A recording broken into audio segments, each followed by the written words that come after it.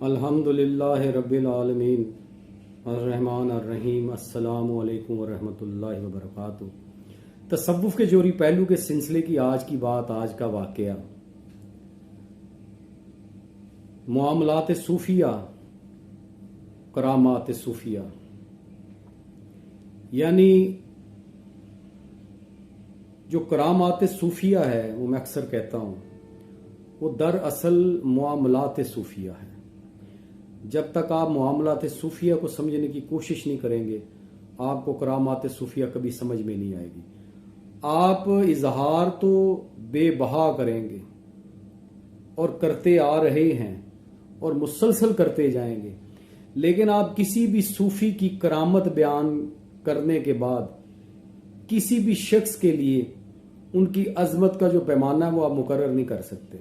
आप किसी को भी ज़बरदस्ती नहीं मनवा सकते। आप जितनी मर्जी करामतें बयान कर लें, चंद लोग होंगे जो आपके हम ख्याल होंगे करामत के सिलसिले में, तो वो बुजुर्गान दीन की जो है ना वो इज्जत करेंगे ये सुनकर। क्योंकि अक्सरियत का मामला तो यही है कि करामात सुनी नहीं और पीछे चल पड़े, लेकिन असल में होता है मामलात सूफिया, क्योंकि वो सूफी नहीं है जिसके मामलात नहीं है। मामलात क्या है? हजरत मौलाना अहमद हुसैन मदनी रहमतुल्लाह के पास एक तालिब इल्म, उनका एक अकीदतमंद तशरीफ लाया। उसने अर्ज की कि हजरत मेरे लिए किसी खास वक्त में दुआ फरमाइए। हजरत ने ये सुनकर फौरन जवाब दिया कि सत्यानाश हो उस खास वक्त का जिसमें मुझे तुम याद आओ। वो खास वक्त तो ना हुआ, वो तो आम वक्त हो गया। खास वक्त वो है कि जब मेरे और मेरे खुदावन ताला के दरमियान कोई भी तीसरा हाइल ना हो। ये है मुआमलात सूफिया।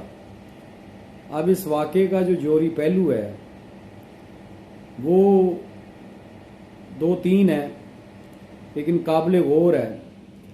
एक तो ये है कि अब वो जो आपका अकीदतमंद था वो आपको अल्लाह का नेक आदमी जानकर आपके पास दुआ के लिए आया, जैसे कि आज हम भी करते हैं। लेकिन उसने ये कहा कि खास वक्त में। अब उसे ये भी पता था कि खास वक्त कौन कौन सा है, क्योंकि रसूलुल्लाह सल्लल्लाहु अलैहि वसल्लम में मुख्तलिफ हादीसें हैं, कुरान में भी मुख्तलिफ आयात हैं जिसमें खास खास टाइम बताए गए हैं। तहज्जुद का टाइम है, उसके बाद जो खास करके रमज़ान शरीफ में बहुत सारे मौक़े हैं, 27वीं रात है, और इसके अलावा जो है इशराक का जो टाइम है, तो इसके अलावा सफ़र में जो दुआ है उसकी बड़ी फजीलत है, और तन्हाई में जो है खिलवत में जो दुआ है उसकी बड़ी अहमियत है। और यानी ये ख़ास वक्त जो है, इसके अलावा भी बहुत सारे वक्त हैं। तो एक तो ये इस वाक़े का जोरी पहलू। दूसरा ये है कि हज़रत ने फ़ौरन उसकी इस्लाह की। अब ये है मामलात सूफिया कि दुआ का कहना तो कोई मायूब बात नहीं है कि बुजुर्गों से कहा जाता है दुआ के लिए, लेकिन जब उसने कहा कि खास वक्त, अब हजरत ने उसकी इस्लाह फरमाई कि देखो खास वक्त तो वही होता है जब बंदा अपने अल्लाह की हजूरी में होता है। उससे बड़ा तो खास वक्त कोई भी नहीं होता, लेकिन जब वो अपनी अल्लाह की हजूरी में होता है तो वो होता है या उसका अल्लाह होता है। तो ये है इस वाक़े का अहम और दूसरा जोरी पहलू। एक तो उसकी इस्लाह फरमाई, उससे बताया कि देखो खास वक्त जो है, जो याद करने वाला है, अल्लाह को याद करने वाला है, जिक्र करने वाला, उसके लिए हर वक्त ख़ास है।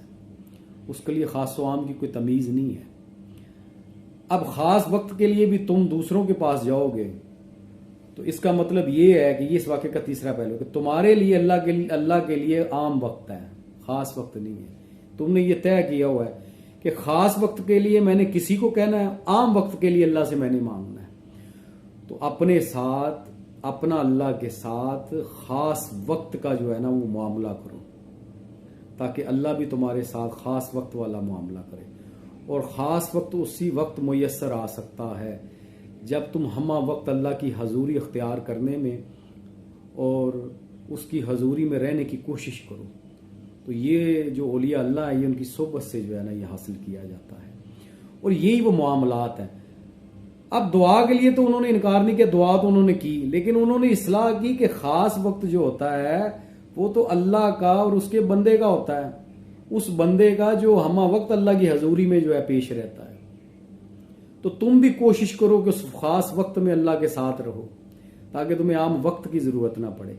तो ये है मामलात सूफिया, जो मैं अक्सर कहता हूं। हमारा फोकस होता है करामात सूफिया। तो करामात सूफिया से आज तक तो वो अंबिया ने भी जितने मौजज़ात दिखाए, तो क्या तमाम मौजज़ात देखकर अंबिया के कौमों ने ईमान ले आए? नहीं। हज़रत नूह की जो कौम थी उन्होंने वो ऊँटनी का वाक़या देखने के बाद मौजा सारे ईमान ले आए? नहीं। तो क्या करामतें देखकर सब ईमान ले आए सूफिया पर? नहीं।